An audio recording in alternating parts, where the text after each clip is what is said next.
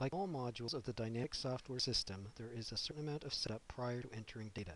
Let's first look at the housekeeping component of the customer file.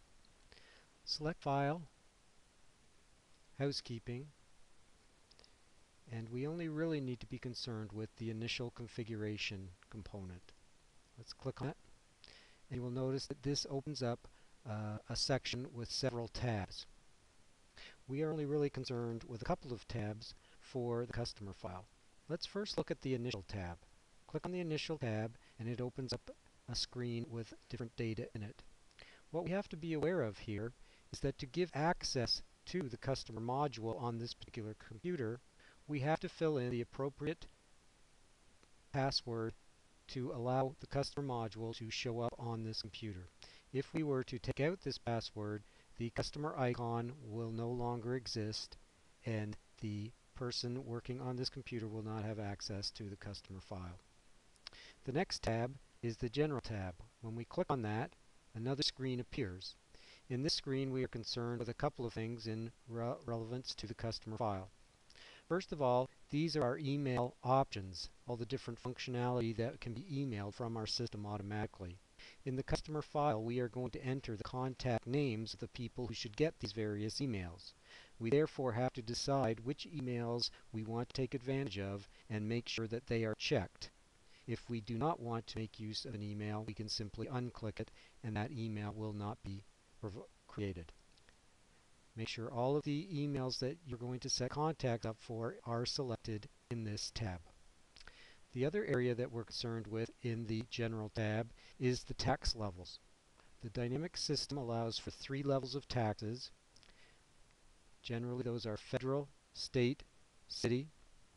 You can name them whatever you want here. If you want to change federal to some other name or state to some other name, you could change them there and that is how they will appear. If you only need 2 tax levels, you can remove the 3rd tax level. This will give us the option in the customer file to define that customer's tax status.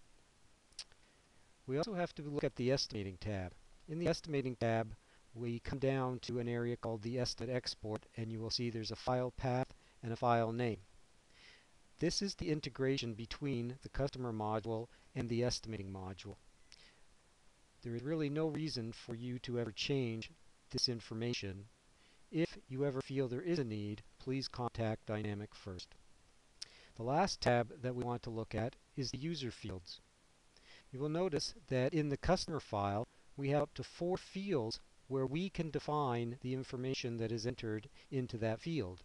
You can see that already there is a field that's been added called number of employees. This would now allow us to define the number of employees that work for each of our customers. We may want to do some marketing based on that information. Other type of information that people enter here is when they want to have individual markups for each individual customer. So we could add a title called markup, and now that field will be added into the customer file. We can then add the markups for each customer and they will be used in the estimating system. Notice we also have 2 more user-defined areas. These are a little more unique in that this is a validated field.